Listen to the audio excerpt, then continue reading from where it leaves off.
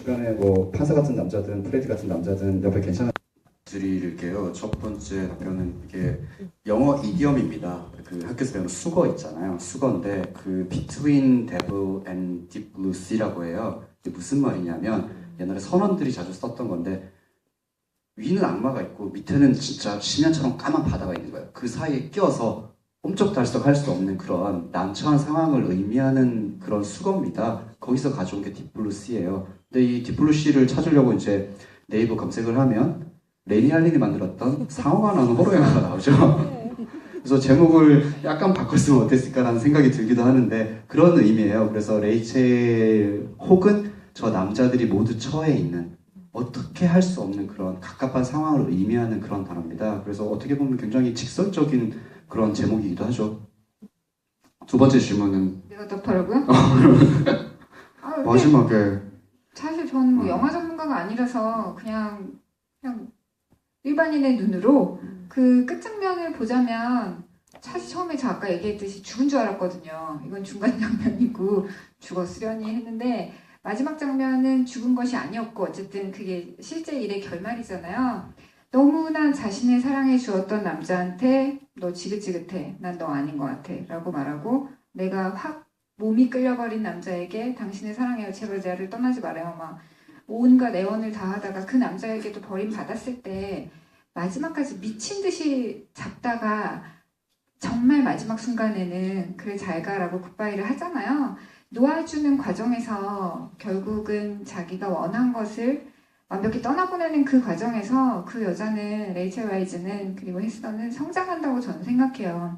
내가 정말로 미친 듯이 원했지만 그 사람이 가고 싶은 대로 놓아줄 수 있었을 때 비로소 햇살을 보면서 웃을 수도 있고 또 누가 옆에 있지 않아도 나 혼자로서도 괜찮은 사람이구나 라는 것을 처음으로 느낄 수 있는 어떤 그런 장면이 아니었을까. 그래서 그 장면에 힘을 실어주기 위해서 좀 더 오래 이렇게 훑지 않았을까라는 저는 그런 생각을 하면서 보았고요. 아까 페미니스트라는 얘기를 하셨지만 저는 아까 뒤에서 얘기할 때 그게 무슨 페미니스트일 수도 있겠지만 저는 그거는 동의 못해요 라고 얘기했던 부분이 있는데 결과적으로 혼자 남긴 했지만 과연 이 여자가 계속 살아있다면 어떤 사랑을 할까 하는 것에 대해서 좀 걱정이 많이 되긴 했던 것이 남자 없으면 안 되는 여자의 어떤 딱 전형적인 상황들을 많이 보여줬기 때문에 나한테 따뜻하게 해주는 남자는 좋은데 뜨겁게 해주는 남자도 있었으면 좋겠고 뜨겁게 해주는 남자지만 나한테 차갑지 않았으면 좋겠어 라는 것을 자기가 그렇게 고리를 만들어 놓으면 사실 어떤 남자도 자신을 행복하게 해줄 수 없거든요.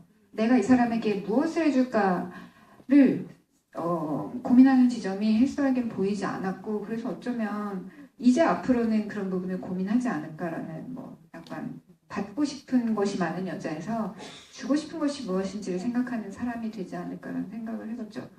영화 전문인은 어떻게 생각하세요? 영화 전문인으로서가 아니고 저도 한 남자로서 그 항상 이런 영화가 끝이 나면 여운이 남는데 뒤에 스토리를 저는 이렇게 제 나름대로 생각하는 버릇이 있거든요. 이 영화도 그런 여운을 남기잖아요.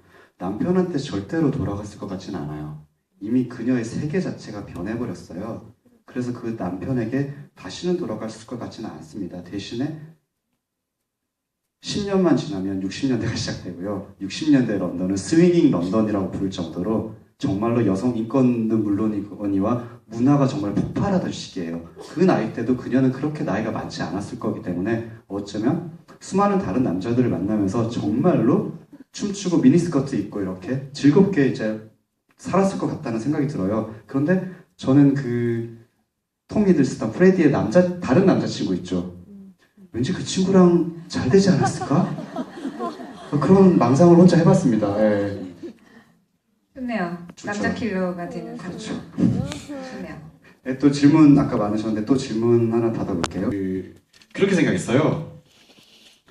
가스를 틀어놓고 약을 먹고 가스를 틀어놓잖아요. 그리고 자살을 기도하는데 이미 프레디의 마음이 어느 정도 떠나간다라는 것을 짐작하고 있는 상황이었던 것 같습니다. 그래서 어쨌든 쟁취할 수 있는 것을 쟁취할 수 없다면 죽어버리겠다라는 마음이었던 것 같은데 저는 그 장면에서 주인공이 정말로 죽고 싶어 했다는 생각은 하지 않아요.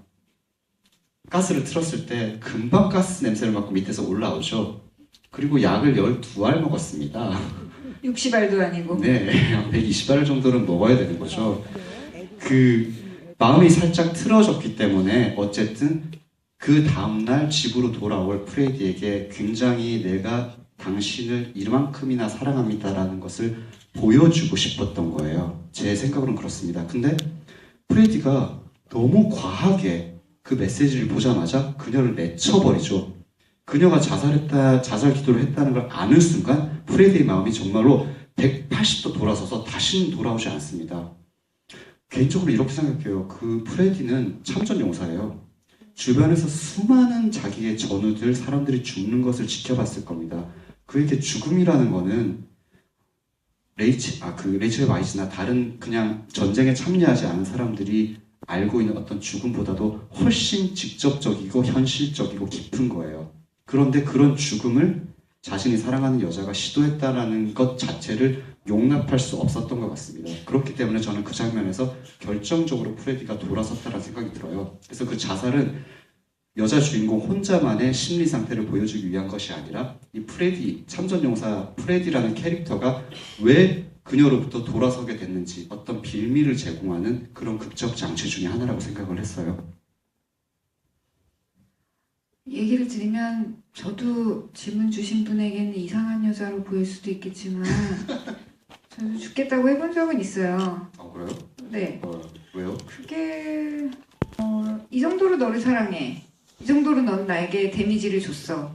그러니 넌 나를 2배 더 사랑해줘. 라는 이야기를 하고 싶은데 그 얘기를 A to Z로 다 하기에는 너무 복잡함으로 그래 이 정도면 임팩트가 있겠지? 라는 뭐 생각으로 죽어버릴 거야. 뭐 너 없으면 난 죽어. 뭐 내가 죽기를 바래. 뭐 이런 죽음을 소재로 얘기를 한 적은 분명히 있는 것 같아요. 그거는 마치 너 제발 내 곁에서 떠나지 마 라는 말을 하고 싶은데 실제로는 굉장히 많은 남자들도 그렇겠지만 실제 제 주변에 있는 많은 여자친구들이 이럴 거면 우리 헤어져 라는 얘기를 헤어지지 말자라는 얘기를 하고 싶은데 이럴 거면 우리 헤어져 라고 말하는 것처럼 비슷한 맥락인 것 같아요.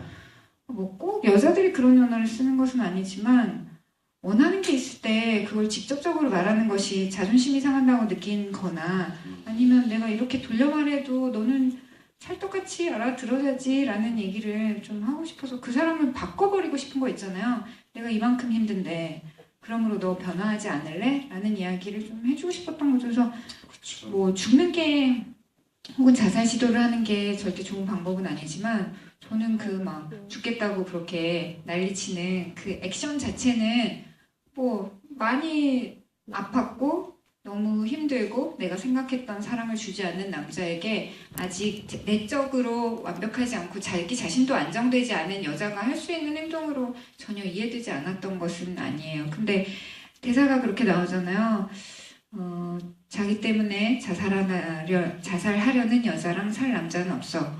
난 상처 주는 게 싫어. 세디스트도 아니고 라는 말을 하는데요. 이 대사는 사실 굉장히 많은 이렇게 위협을 가하면서 자기가 원하는 결과를 연애에서 끌고 가려는 그런 어떤 사람들에게 굉장히 시사하는 바가 많은 되게 현실 연애에서도 의미가 있는 그런 대사가 아니었나 하는 생각이 들어요. 나 이렇게 힘들어. 그냥 얘기하면 되는데 그걸 다른 방식으로 표현하는 건 결국 건강하지 않은 것 같고요. 여기서 건강한 사람은 그나마 윌리엄하고 엘튼 부인 정도가 그렇죠. 아닐까 생각이 들고요. 이게 문제인 것 같아요. 이 여자애와 남자의 대화법이 기본적으로 굉장히 다르다는 거. 여자들은 이를테면 내가 이렇게 힘들어. 나 사실 죽고 싶지 않아를 나 죽어버릴 거야 라고 얘기를 하는데 남자들은 그런 거 진짜 죽고 싶은가 보다 라고 받아들이거든요. 그러니까 남자와 여자의 어떤 대화법은 언제나 약간은 차이가 있는 것 같고 그래서 남자는 여자가 항상 좀 더 직접적으로 말해주길 바라죠. 하지만 여자는 내가 직접적으로 말하지 않아도 남자가 찰떡같이 알아듣기를 원하죠. 고치셔야 못 알아들어. 고치셔야 됩니다. 이거 서로 고쳐야 돼요, 정말로. 남자는 좀 더 찰떡같이 알아들으려고 노력을 해야 되는 것 같고 여자는 좀 더 직접적으로 그냥 다 가서 얘기를 하려고 노력해야 되는 거 아닐까요? 저도 연애하면서 여전히 그런 상황들을 겪어요.